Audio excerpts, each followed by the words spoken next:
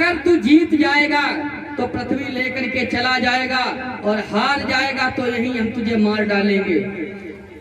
भगवान विष्णु खड़े हो गए हैं। अच्छा, हमसे युद्ध करोगे, लड़ाई लड़ोगे? लड़ाई लड़ने की नौबत ही नहीं आएगी।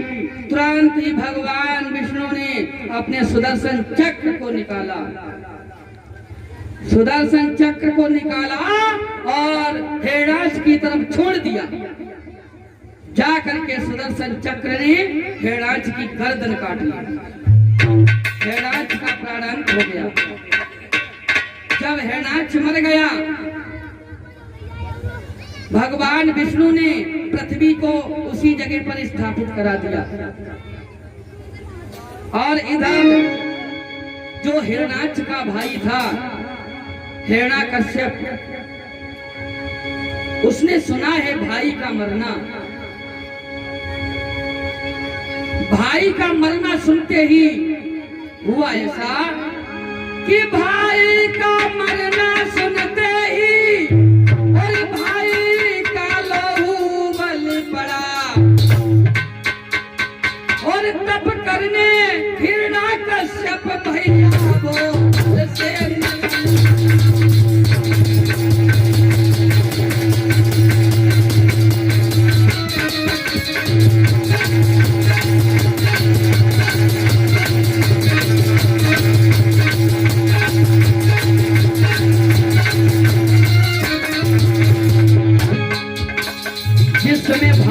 मरना सुना है नन्हे, तो उसकी धमनियों का खून खोलने लगा। उस विष्णु ने हमारे भैया को मार दिया। उसकी इतनी मजाल, अब हम उसे जिंदा नहीं छोड़ेंगे। फिर उसके दिमाग में एक बात आई, देवों पर अगर विजय पानी है तो कोई साधारण बात नहीं है। इसके लिए हमें कोई तपस्या करनी चाहिए।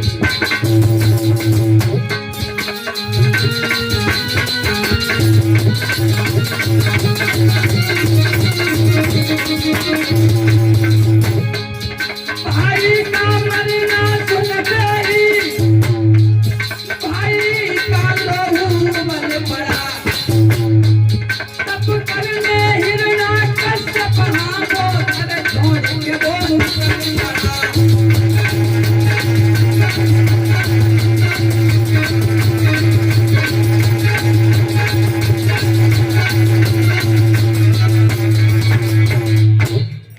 जिस समय भैया का मरना सुना है, एक भुजा में कट गई है। और कौन ऐसा भाई होगा जो भाई कोई किसी का मार दे तो उसे गुस्सा नहीं आएगा। लेकिन आजकल तो परिवर्तन हो गया है। आज खुद सगा भाई अपने भाई का नहीं हो रहा है। मैंने देखा है खुद सगा भाई अपने भाई को ही मारने में लगा है। ये पहले की बात है, आजकल कुछ परिवर्तन हो रहा है। क्योंकि स्वार्थी सब हो गए हैं। हिरण्यकश्यप जब चला है, उसने जाकर के जंगल में भगवान का ध्यान किया, भगवान की समाधि लगाई। वो भी किनकी लगाई? एक प्रमाण ये मिलता है, हिरण्यकश्यप ने भगवान शंकर की पूजा की है, भोले बाबा की। और एक प्रमाण मिलता है, हिरण्यकश्यप ने ब्रह्मा जी की पूजा की, ब्रह्मा जी। अब किसे माने? चलो ब्रह्मा जी को मान लेते हैं।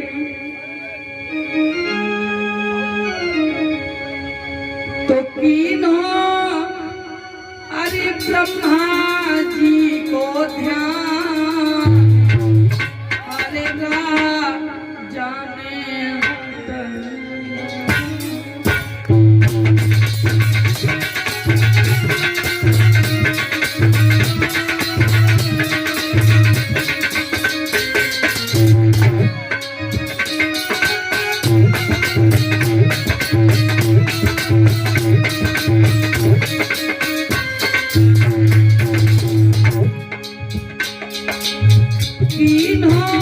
ब्रह्मा जी को ध्यान, अरे राजा ने घटने लगाई।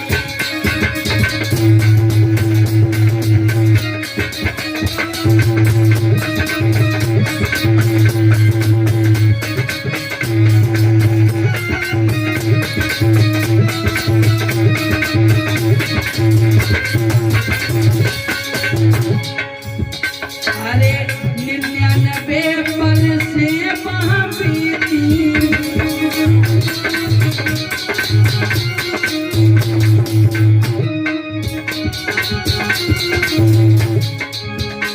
अरे 99 पर से महाबीती,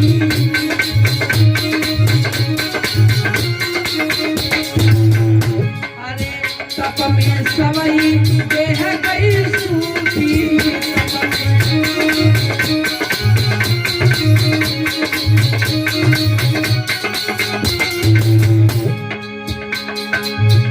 फिर प्रकट भये ब्रह्मांडकारी, अरे किए राजा जी से प्यान, अरे राजा ने घटने लगाई।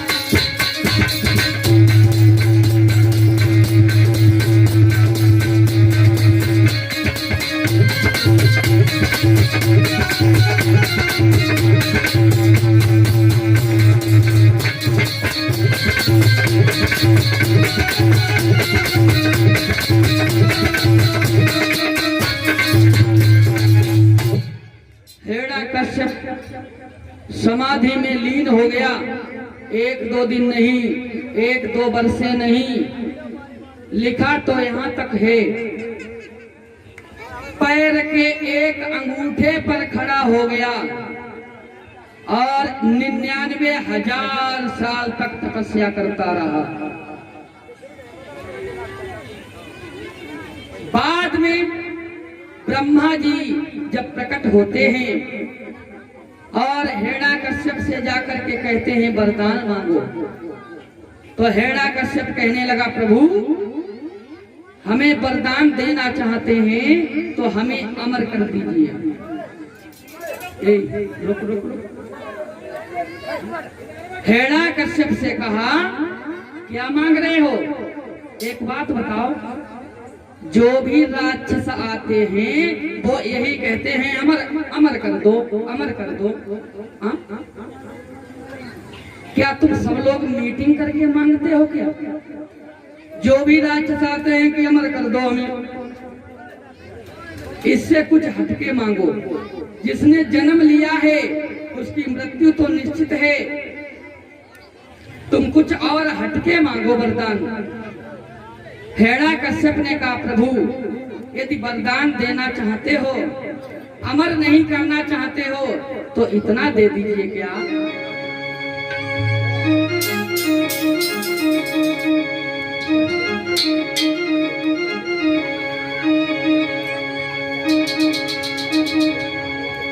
कुछ अधिक नहीं इतना ही दो, और ऊपर न मनु नीचे न।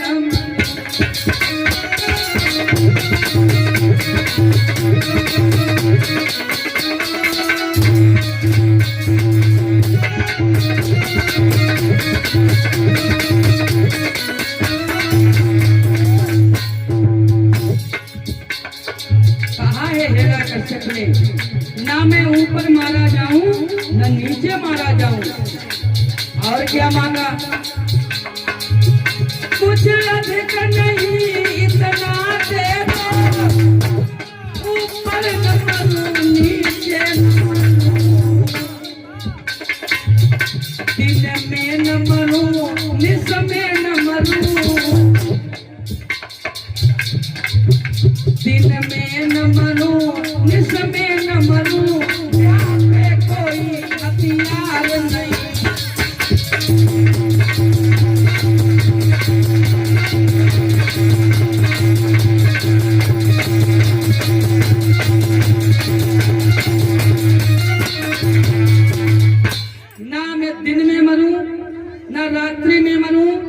किसी अस्त्र से मरू न शस्त्र से मरू, ना कोई मनुष्य मार सके ना कोई देवता मार सके।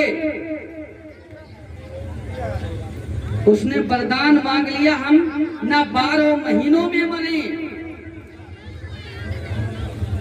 हर तरह से वरदान घुमा फिरा के मांग लिया, ना भीतर मरू न बाहर मरू। उसने ऐसे घुमा फिरा के वरदान मांगे, ब्रह्मा जी की बुद्धि चकराई गई, लेकिन फिर भी वरदान तो देना ही देना है। कहा कि जाओ, दिया वरदान तुम्हें।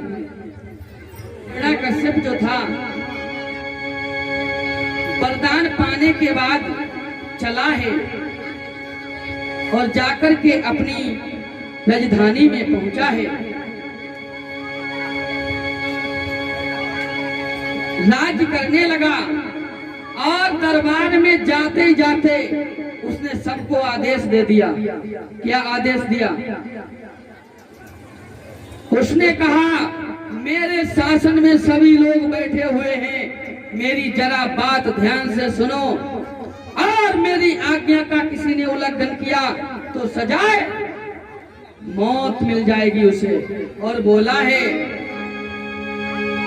कि मेरे शासन में कोई भी और हवन यज्ञ नहीं कर सकता है। मेरे शासन में कोई हवन यज्ञ नहीं कर सकता है। क्यों? बिना मतलब में हवन में घी डालते हो, फूकते हो, अरे उसे खाओ, तंदुरुस्ती बढ़ाओ। हाँ, कोई यज्ञ हवन नहीं करेगा। और बोला कि मेरे शासन में कोई भी और यज्ञ हवन नहीं कर सकता है। और बढ़ा दी जाए टैक्सों की बिना आज्ञा।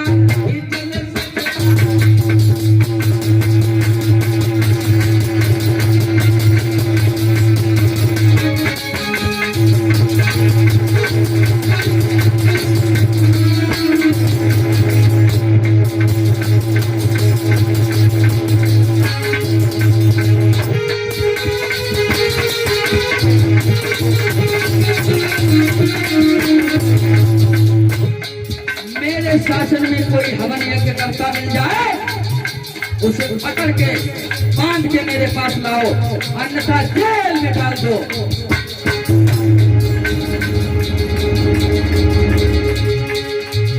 मेरे शासन में कोई भी और हवन नहीं कर सकता है। यदि बढ़ा दी जाए टैक्सों की बिना आज्ञा नहीं चल सकता है।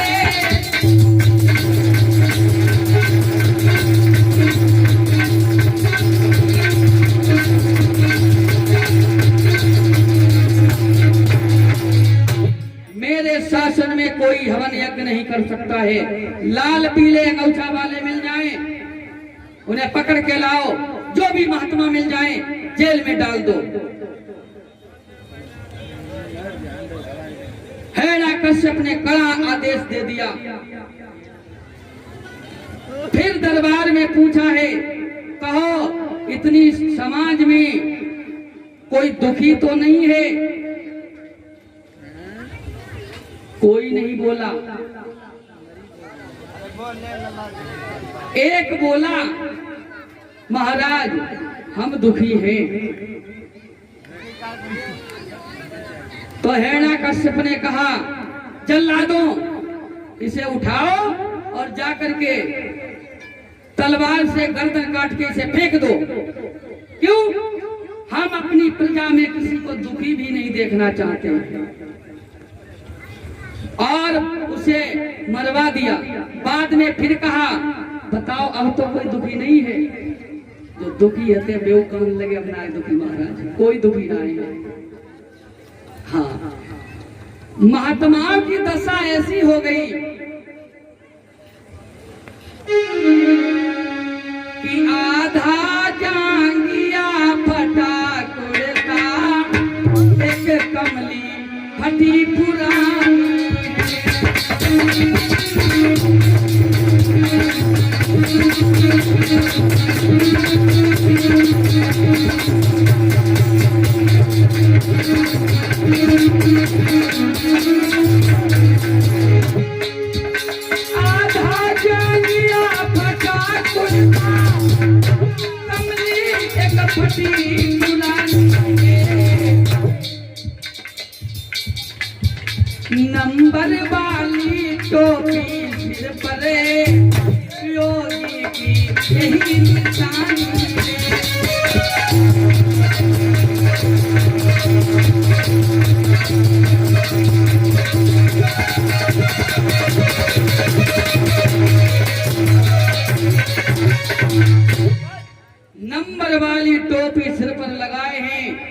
लाल पीले अंगूछा डाले ना घूमत थे महात्मा। कई महात्मा हिरण्याकश्यप ने जेल में बंद करवा दिए, कई महात्माओं को मरवा दिया, उपद्रव कर रहा है। और जिस मंदिर में भगवान विष्णु की मूर्ति रखी थी उसे हटवा दिया, अपनी मूर्ति लगवा दी। हर जगह यही कहता है मैं यहाँ का भगवान हूँ और कोई भगवान नहीं है।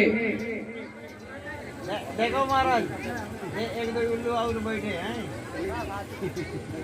मेरे जैसा कोई और भगवान है ही नहीं, हम ही यहाँ के भगवान हैं, हिरण्याकश्यप कहता है। एक दिन हिरण्याकश्यप जो था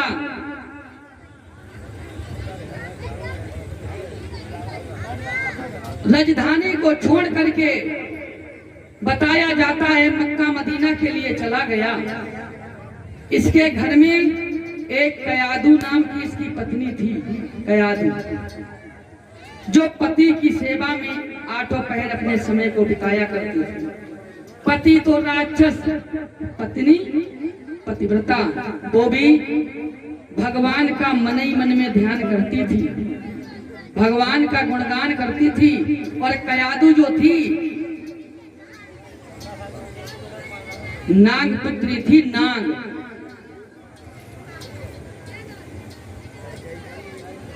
और कयादू को छोड़ करके हिरण्याकश्यप मक्का मदीना के लिए चला जाता है। कयादू उस समय गर्भवती थी, गर्भ धारण करती। उधर देवताओं के राजा इंद्र ने देखा कयादू घर पर अकेली है, हिरण्याकश्यप नहीं है। इंद्र ने सोचा हिरण्याकश्यप तो इतना अत्याचारी है और कयादू के उधर से जो बच्चा होगा वो भी ऐसे ही होगा। तो देवराज इंद्र ने क्या किया कि अरे नहीं पल की देर लगाई,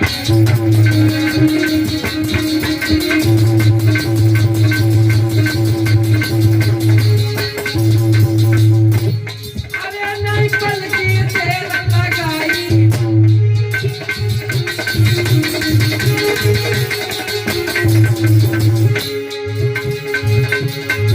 अरे पहुंचो नगरी में बोलाई,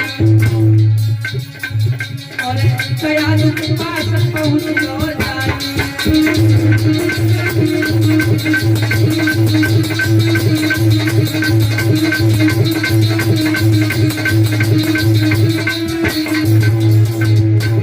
कयादू को संग मिला, भैया ध्यान बिसरना।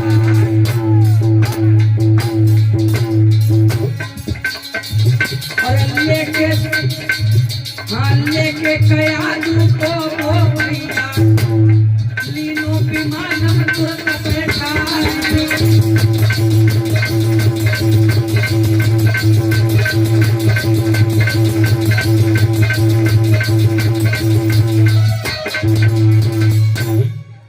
कयादू को अकेला देखा है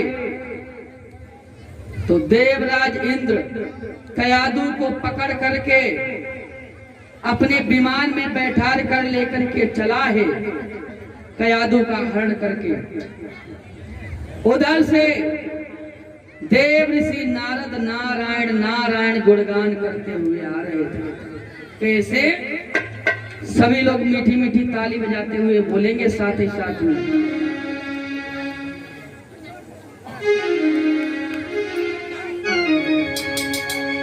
देव ऋषि नारद चले आ रहे थे। हरि श्रीमन नारायण नारायण हरि।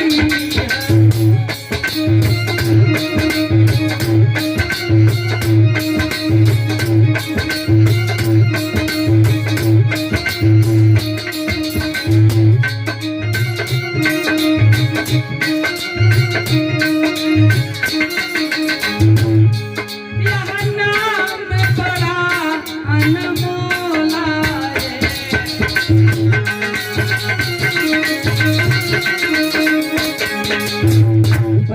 महाराज बिना पैसा का ये भगवान का नाम है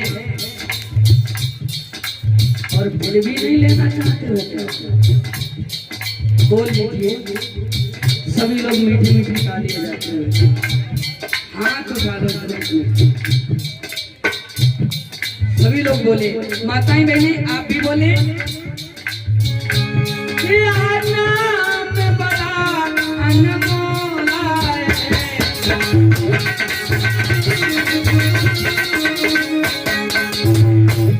लगता नहीं पैसा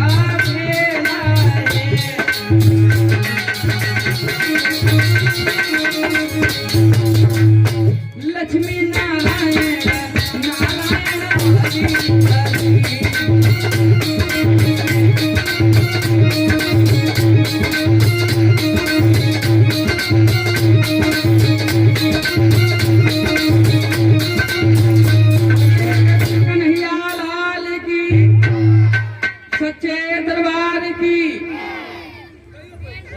हरि मजा नहीं आ रहा है ऐसे। हमें जा मालूम था आज 4 दिन हो गए खाद पानी खूब लगा खाद पानी खेती लगाओ ऊस तहु बनो रहा कहूँ तो बोलते कहूँ दूसरा ही बनो रहा। अच्छा एक बात बताओ हमारी क्या मजबूरी जो हम आपसे भगवान का कीर्तन बुलवाएं? मजबूरी है कोई? आप लोग जा सोच तो ही हम काहे को बोले रुपया शास्त्री तुम लेके जियो हम काहे को बोले? तुम खुद ही गाओ बोलो चिल्लाओ हमें क्या मतलब जाई तो सोचो तो। देखो कथा में अगर कीर्तन नहीं बोलोगे बीच बीच में तो वो कथा सुनी अधूरी मानी जाती है। जिस प्रकार से कीर्तन जब बोलते हैं कथा में वो भी ताली बजाते हुए, कीर्तन भजन में ताली क्यों बजवाते हैं? क्योंकि राम कथा सुंदर करतारी और सन से विहंग उड़ा बनार।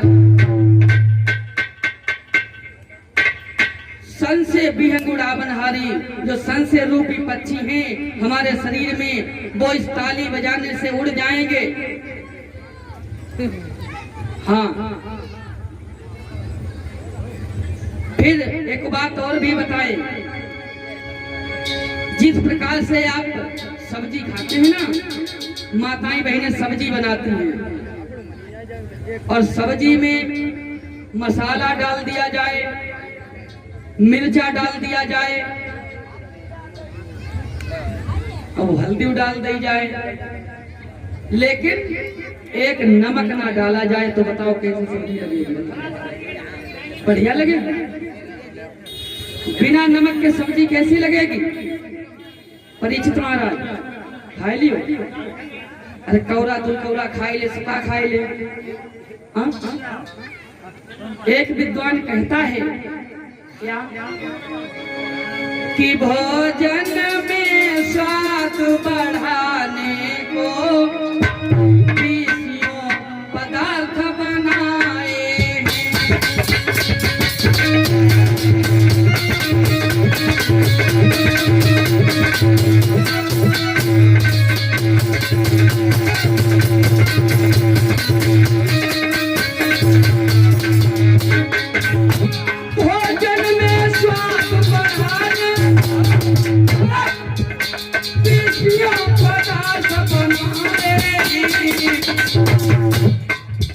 पर बिना नमक के सारे सार से ही न कहलाए।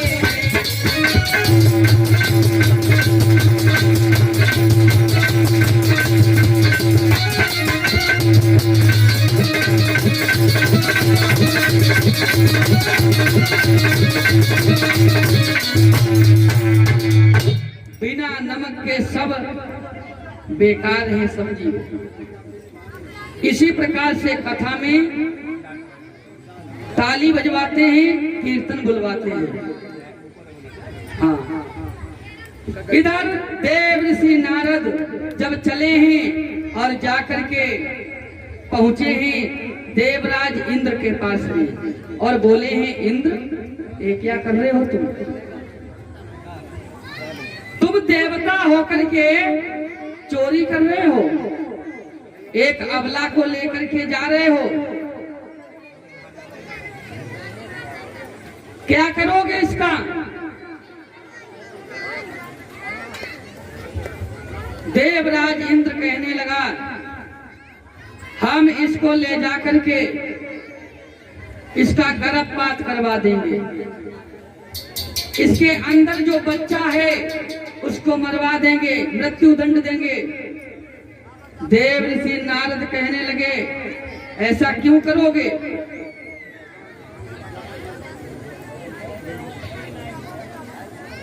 देव ऋषि नारद ने जब कहा कि ऐसा तुम क्यों करोगे, इंद्र कहने लगे, इसका वो इतना भयानक राक्षस है, सबको परेशान करता है, हम इसे मृत्यु दंड इसलिए देंगे अगर ये पैदा हुआ तो कहीं अपनी पिता की भांति ये भी कहीं राक्षस हुआ तो ज्यादा भयानक अत्याचार होगा। बाप तो इतना अत्याचार कर रहा है, जब पुत्र भी हो जाएगा तो क्या होगा आगे चल करके, इसीलिए हम इसे मारना चाहते हैं। देव ऋषि नारद ने समझाया है, तुम्हें नहीं मालूम है इंद्र, तुम इसे छोड़ दो, इसके गर्भ से भगवान का भक्त होगा, जो अपना नाम रोशन करेगा, देवताओं का मान बढ़ाएगा और अपने पिता का ही मान धूल में मिला देगा, तुम इसे छोड़ दो। तो बाद में देव ऋषि नारद के समझाने के बाद इंद्र ने कयादु को छोड़ दिया और जाकर के उसके महलों में फिर कर आए। और इधर हिरण्यकश्यप जो था, मक्का मदीना जो गया था, वो अपनी राजधानी में फिर वापस आता है। कयादु के कुछ दिन बाद एक पुत्र पैदा होता है, बाद में उस पुत्र का नाम प्रहलाद रखा। प्रहलाद